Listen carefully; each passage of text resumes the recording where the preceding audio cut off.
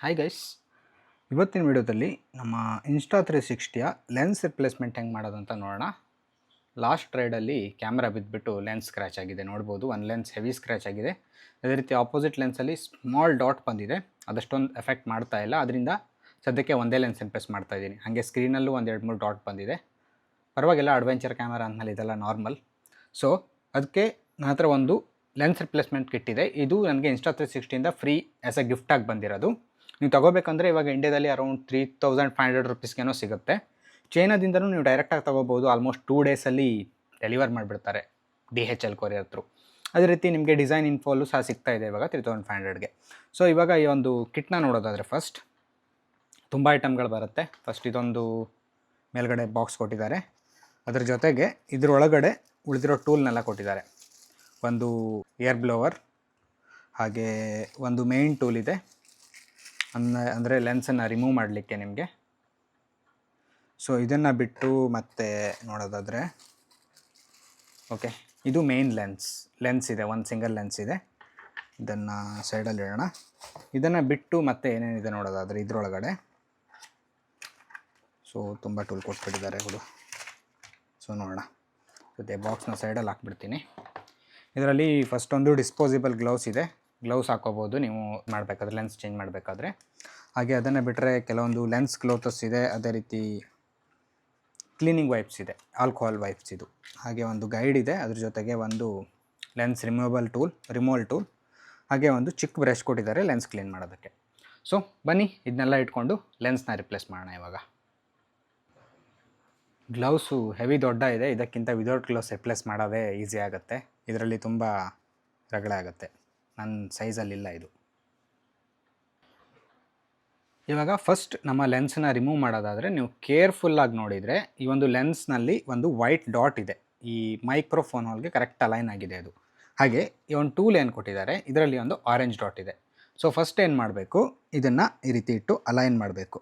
ಹಾಗೆ ನಾನು ಈ ರೀತಿ ಒಂದು ಮೈಕ್ರೋಫೈಬರ್ ಕ್ಲಾತ್ ಮೇಲೆ ಇಟ್ಕೊಂಡಿದ್ದೀನಿ. ಹಾಗೆ ಇನ್ನೊಂದು ರೆಕಮೆಂಡೇಷನ್ ಏನಂದರೆ, ನೀವು ಡಸ್ಟ್ ಫ್ರೀ ಎನ್ವಿರಾನ್ಮೆಂಟಲ್ಲಿ ಮಾಡಬೇಕು, ಜಾಸ್ತಿ ಡಸ್ಟ್ ಇಲ್ಲದೆ ಇರೋ ಕಡೆ. ಸೊ ನಾನೀಗ ಇದನ್ನ ಅಲೈನ್ ಮಾಡ್ತೀನಿ.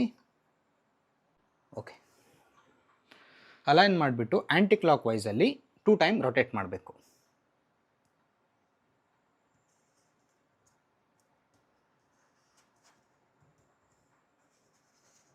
ಒನ್,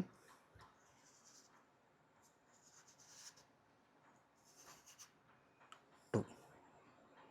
ಸೊ ನೋಡಿ, ಲೆನ್ಸ್ ರಿಂಗ್ ಅನ್ನುವಂಥದ್ದು ಟೂಲ್ ಜೊತೆನೇ ವಾಪಸ್ ಬಂತು.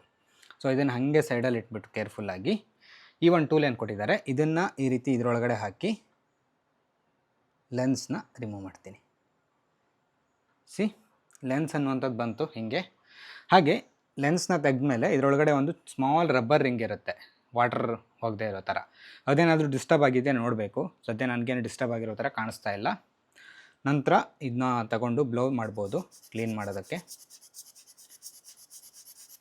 ನಂತರ ನಾನೊಂದು ವೆಟ್ ವೈಪ್ನ ತಗೊತೀನಿ. ಇದರಲ್ಲಿ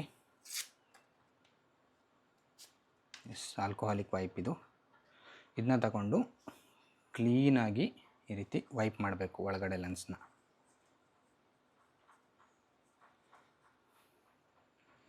ಸೊ ಇದು ಕ್ಲೀನ್ ಆಯಿತು. ಇವಾಗ ಲೆನ್ಸ್ ಕ್ಲೋತ್ ತಗೊಳ್ಳೋಣ. ಎಲ್ಲ ಎಕ್ಸ್ಟ್ರಾನು ಕೊಟ್ಟಿದ್ದಾರೆ, ತುಂಬ ಚೆನ್ನಾಗಿ ಮ್ಯಾನೇಜ್ ಮಾಡಿದ್ದಾರೆ.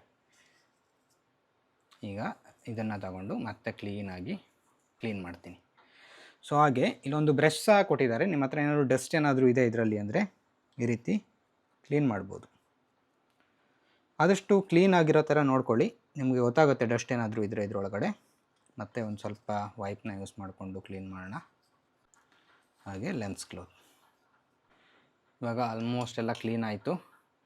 ಇವಾಗ ಮೇನ್ ಲೆನ್ಸ್ನ ನೋಡಿದರೆ ಇದರಲ್ಲಿ ಒಂದು ಲೆನ್ಸ್ ಇದೆ, ಅದ್ರ ಜೊತೆ ಒಂದು ಈ ರೀತಿ ಸಕ್ಷನ್ ಕಪ್ ಸಹ ಕೊಟ್ಟಿದ್ದಾರೆ. ಇದನ್ನು ಕೇರ್ಫುಲ್ಲಾಗಿ ಇದ್ರ ಮೇಲೆ ಪ್ಲೇಸ್ ಮಾಡಬೇಕು. ಲೆನ್ಸ್ನ ಏನು ಟಚ್ ಮಾಡೋಕ್ಕೆ ಹೋಗಬೇಡಿ, ಜಸ್ಟು ನಿಮ್ಮ ಇದನ್ನು ಮಾತ್ರ ಇಟ್ಕೊಳ್ಳಿ, ಸಕ್ಷನ್ ಕಪ್ಪನ್ನು. ಇಟ್ಟಾದಮೇಲೆ ಮತ್ತೆ ಈ ಟೂಲ್ನ ತಗೊಂಡು ಮತ್ತೆ ಈ ಆರೆಂಜ್ ಡಾಟ್ನ ಇದಕ್ಕೆ ಅಲೈನ್ ಮಾಡಿ. ಓಕೆ, ಆದಮೇಲೆ ಕೇರ್ಫುಲ್ಲಾಗಿ ಕ್ಲಾಕ್ ವೈಸಲ್ಲಿ 2 ಟೈಮ್ ರೊಟೇಟ್ ಮಾಡಿ. ಸ್ವಲ್ಪ ಟೈಟ್ ಆಗುತ್ತೆ ಲಾಸ್ಟ್, ಅಂದರೆ ಕನೆಕ್ಟ್ ಮಾಡಬೇಕಾದ್ರೆ ರೊಟೇಟ್ ಮಾಡಬೇಕಾದ್ರೆ. ಸೊ ಕನೆಕ್ಟ್ ಆಯಿತು. ಓಕೆ, ಇವಾಗ ಇದನ್ನು ರಿಮೂವ್ ಮಾಡಿ ಬೇಕಾದರೆ ಸ್ವಲ್ಪ ಕ್ಲೀನ್ ಮಾಡ್ಕೊಳ್ಳಿ. ನಿಮ್ಮ ಕ್ಯಾಮ್ರಾ ರೆಡಿ.